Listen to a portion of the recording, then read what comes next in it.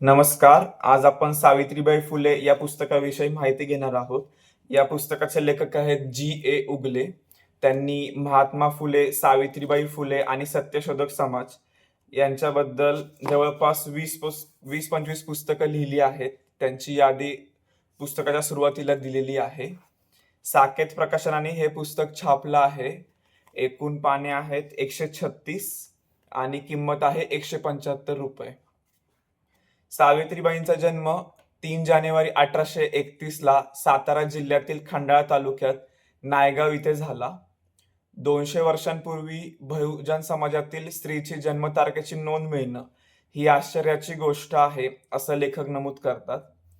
1840 ला म्हणजे सावित्रीबाई केवळ 9 वर्षांच्या असताना त्यांचा ज्योतिराव फुले यांच्यासोबत विवाह झाला. 14व्या वर्षी त्यांनी अध्यापनाचे ट्रेनिंग कोर्सेसला प्रवेश घेतला आणि 1847 साली म्हणजे देश स्वतंत्र व्हायच्या 100 वर्ष आधी त्या भारतातल्या पहिल्या शिक्षिका झाल्या. सुरुवातीला फुले दाम्पत्यांनी पुण्यातल्या बुधवार पेठेत तात्या भिडे यांच्या वाड्यात शाळा सुरू केली. पण समाजाच्या दबावामुळे ज्योतिबा फुलेंच्या वडिलांनी त्यांना सांगितले, एकतर शाळा बंद करा किंवा हे घर सोडून निघून जा. ज्योतिराव फुले आणि सावित्रीबाईंनी घर सोडले, पण शिक्षण आणि अध्यापनाचे कार्य सुरूच ठेवले. वयाच्या 21व्या वर्षी सावित्रीबाईंनी महिला सेवा मंडळाची स्थापना केली. या पुस्तकाच्या 5व्या प्रकरणामध्ये सावित्रीबाईंची काव्य संपदा दिलेली आहे, जी 1854 साली काव्य फुले नावाने प्रकाशित झाली. यामध्ये एका कवितेत इंग्रजांच्या प्रशासनाचे कौतुक केलेले आहे. ती कविता पान नंबर 69 वर आहे.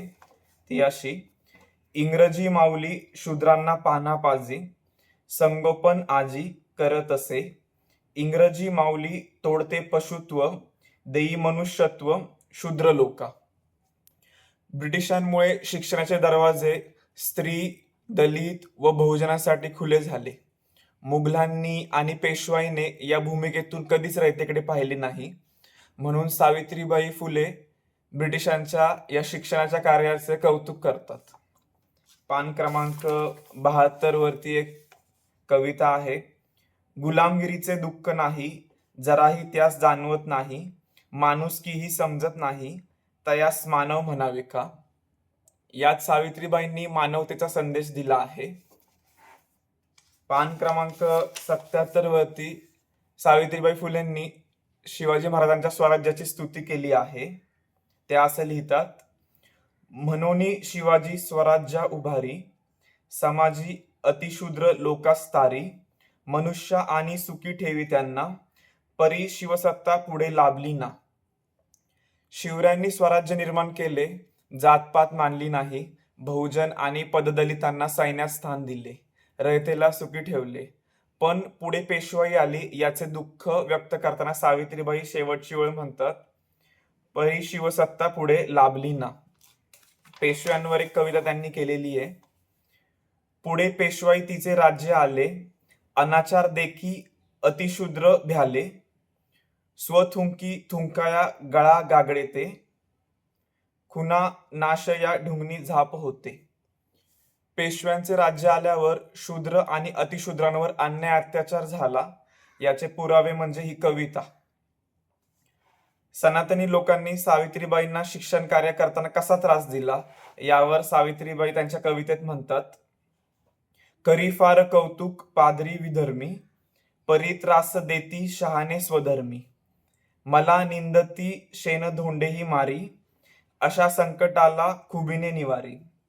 यात त्यांना असं म्हणायचंय, जे ख्रिश्चन धर्माचे फादर आहेत ते सावित्रीबाई फुलेंचं कौतुक करतात, कारण की त्यांनी शिक्षणाचं कार्य हाती घेतलेलं आहे. पण स्वतःच्याच धर्मातले लोक त्रास देतात, त्यांना त्यांची निंदा करतात, त्यांना शेण दगडधोंडे मारतात. पण अशा संकटांना सुद्धा त्या खुबीने निवारतात.